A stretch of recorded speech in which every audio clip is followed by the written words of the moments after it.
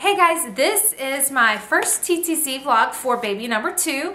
I'm so excited to finally get this going. So I thought I'd just give you a little update on where I am right now in my cycle and what's going on. So as most of you know, I am 15 months postpartum, and I have not had a postpartum cycle yet, so still awaiting that. And I am still breastfeeding my daughter, and we are down to pumping or nursing 2 times a day.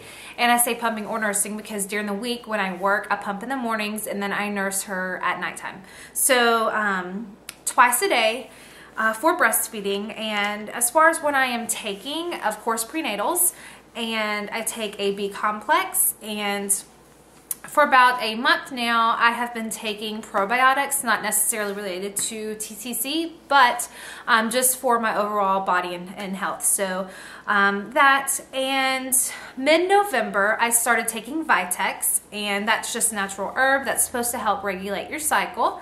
I took that for a few months back when I was TTC first, and I stopped, no really reason. I don't know why I did, but I did take that at one point. We decided about mid-November that we would officially start trying. So that's when all of this kind of took place, and it's so quick, all this that's going on that you'll hear about. The OPKs, I did order more. I ordered the Wanfu brand from Amazon. I ordered OPKs and some pregnancy tests.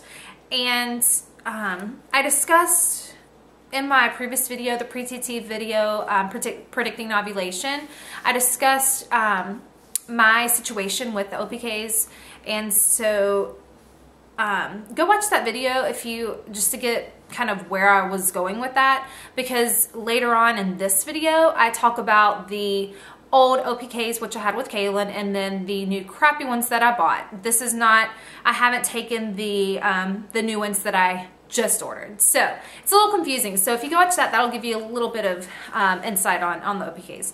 So I started temping on Monday, November 19th, and I started taking OPKs on Tuesday, November 20th.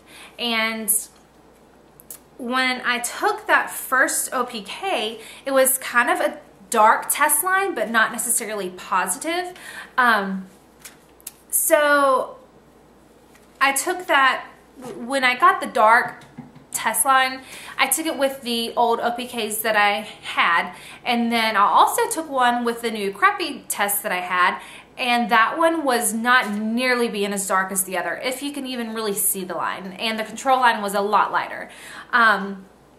So I immediately thought, well, crap, I've been taking randomly these crappy OPKs, and have I missed an ovulation? Have I missed something? Because the old test was dark. I mean, it was dark. It wasn't positive, but from previously TTCing, when I got that type of test, it was either right before I would ovulate or right afterwards. So then I was thinking, like, gosh, I hope I did not miss ovulation, and this already happened. So I'll insert a picture right here. The top one is the old test that I got the best results on. I always have. The bottom one is the crappy tests that do not work well at all. So you can see the big difference there. And so the next day, which was Wednesday, the 21st, I took another one when I got home in the evening, and it was a blazing positive, like really dark positive. And that was with the old OPKs that I had left over. And I took one with the new crappy ones too, and it was, the test line was darker, but it wasn't near as dark as the old OPKs that I had. And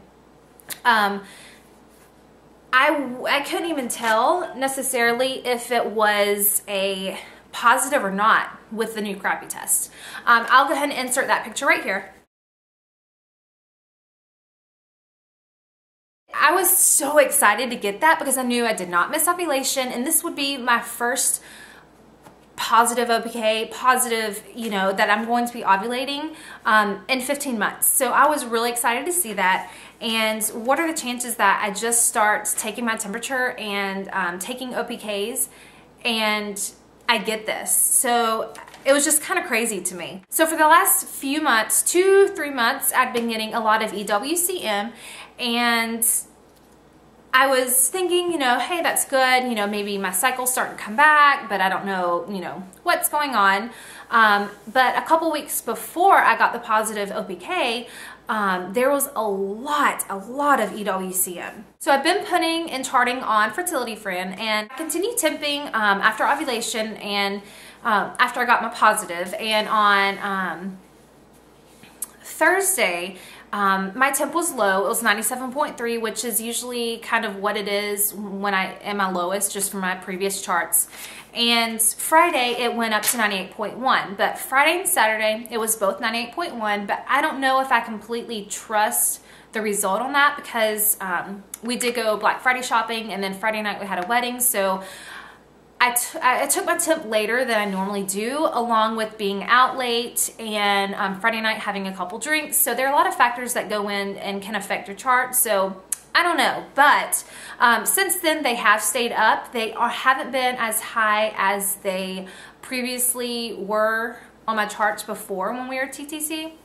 So I don't know if, and they've kind of been up and down. I don't know if breastfeeding is having an effect on that. I'm sure it does, but I'm not sure in what way and what's going on. I'm not really sure. But because I only took my temperature 3 days before I ovulated, Fertility Friend has not given me my crosshairs to confirm ovulation, so I went ahead and overrode it and put my ovulation line in there for Thursday, which was Thanksgiving, before my temp went up. So I'm saying that I ovulated on Thursday the 22nd, Thanksgiving. I'll go ahead and insert my chart right here so you can take a look at it, so you can kind of get an idea on, you know, kind of just what I was talking about.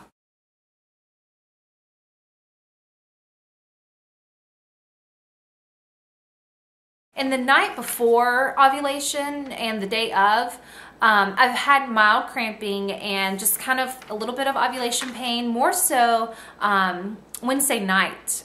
But Thursday, it was a little bit of mild cramping randomly throughout the day. As of today, Friday, November 30th, I am 8 DPO. The EWCM from ovulation went away right after ovulation and came back on 4 DPO, 6 DPO, and today at 8 DPO. So I don't know what's up with that, because I've never had, I went back and looked at my previous charts. I've never really had EWCM in my luteal phase, so I'm not sure if my hormones are still out of whack with breastfeeding or what's going on there. I don't know if that could be a sign of pregnancy. I don't think so. I don't know. It's probably just my hormones still out of whack. And also on 4 DPO, I had really low pressure and pain in my belly. I don't know, maybe it could be gas. I don't know. I never get gas pain or anything like that. The only other time I had a feeling like that was when in the cycle where I got pregnant with Kaylin and I felt the implantation. That's what it felt like to me. But for sure, I was not implanting on 4 DPO. Today, I've not really felt anything at all. But throughout the 2-week wait, I've had a couple headaches in the evenings, a little mild cramping here and there. But I have been super tired. I know the hormones are crazy and my cycle is just starting to kind of get back. So I don't know, so many factors that can be into it. And to be honest, I don't even know what's normal anymore for AF. I have no idea. It's been 2 years since AF has been here. So I don't even know what's normal, what's not, what's just a sign of AF coming, what's a sign of pregnancy. I have no idea. So we're just gonna see what happens. And sorry, that was my phone. And yeah, I mean, I don't know what else to say. I mean, that's kind of the update where we are. It's exciting. Something's happening. I'm ready to see kind of what happens with this cycle. I'm not expecting to become pregnant this first time. That would be amazing if it did, and I would just feel totally blessed, because it took us a while to get pregnant with Kaylin, and I just feel like surely it wouldn't happen the first time this time, but you never know. But I'm not expecting it, but it would be awesome if it did.